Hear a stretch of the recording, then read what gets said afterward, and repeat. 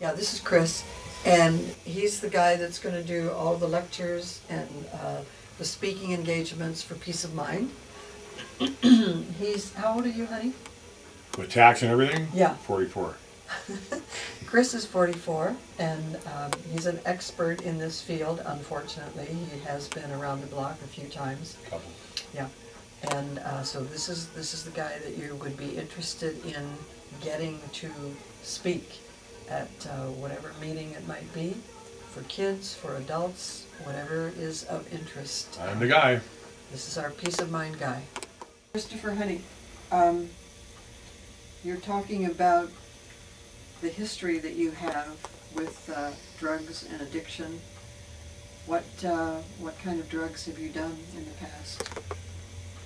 Mainly alcohol, but I've tried heroin, acid, barbiturates. Well, back then they were black beauties,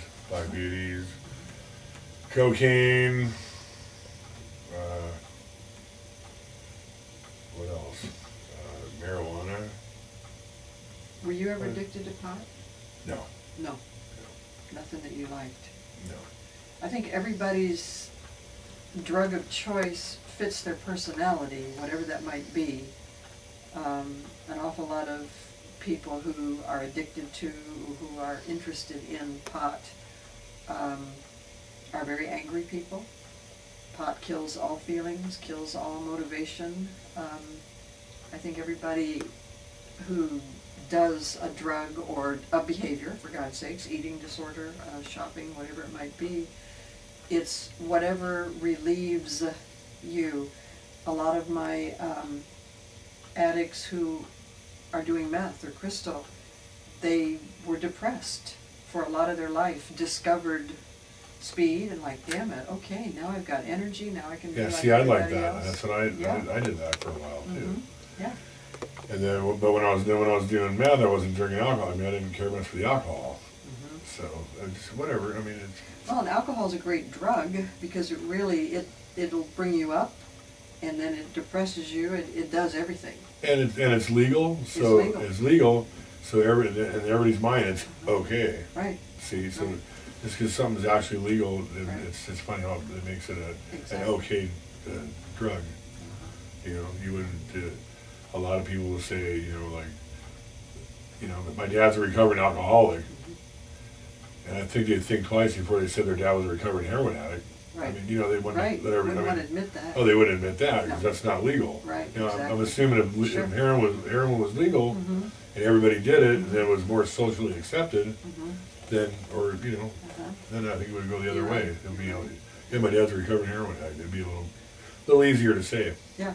A little more stigma attached to a heroin addict. Yeah, so I mean, just from my perception, alcohol is the drug. I mean, that's okay. I mean, well, everybody thinks everything's okay, but I mean, just that would be the number one thing on my list as far as being an acceptable drug, being that it's legal.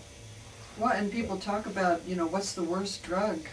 Damn, They're all the drug's a drug. I mean, you can't, they're all the same. It doesn't pick matter. the lesser evil, or I mean, if you're addicted to gambling, my God, then that's the worst drug. If you're whatever you're addicted to is the worst drug. I mean, it's interesting to me in terms of alcohol and alcoholism that 80% of the people who drink are not alcoholics.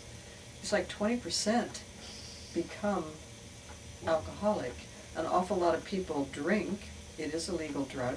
It's acceptable. It's not a bad thing to do unless you're addicted to it. I mean, alcohol is very, very acceptable. Everybody does it at parties and social events, and people can drink and get drunk and drink alcoholically, and they are still not an alcoholic. So the definition of an alcoholic, what do you think is the definition of an alcoholic? Obviously abuse. Abusing it. I mean, you don't know when to quit, when to put it down. I think that's it. I think for the alcoholic, they don't have that shut-off valve that normal people say, well, okay, I've had 2 or 3 and I got a nice buzz and I think I'll stop. Or, yeah, I want to get drunk tonight. But the alcoholic, doesn't have any kind of shut-off valve. Right. They've never had one drink. They want the whole bottle. Right. I think that's the real difference between what we would consider normal and... Right.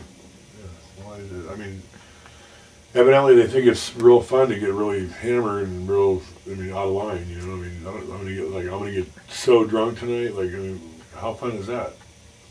I mean, that's not, I mean, does it sound fun? I'm gonna get so drunk tonight I won't be able to even stand up. I mean, to me that doesn't sound fun. If they had a theme park that had that kind of ride, I mean, I wouldn't go on it. Did it sound fun to you at one time? I think it was just for the mere fact that you were doing, I mean, when I was younger, because you were doing something wrong, so you had the, you know, you had that going for you, you know, you're doing something, you're getting away with it. And, you know, and then I think it goes the other way when you get older. Now you can do it, and it's legal. So what the hell, let's just go all the way with it, you know?